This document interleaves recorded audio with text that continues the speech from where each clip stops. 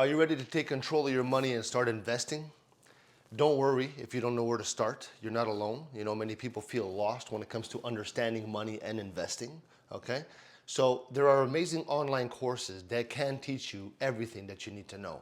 I just want to say this is not financial advice. It's for educational purposes only, all right? So I'm going to tell you something over here, all right? Investing and managing money, it might seem complicated, but with the right resources, okay, so that you know where to look, you can really learn at your own pace and feel confident making smart choices.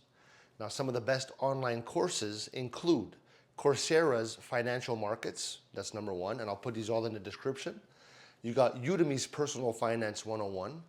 And then there's Skillshare's Investing for Beginners, all right?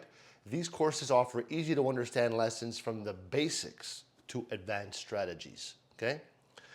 By taking these courses, you can learn about stocks, bonds, real estate investments, you know? You can also discover how to manage debt and save for the future and grow your money, okay?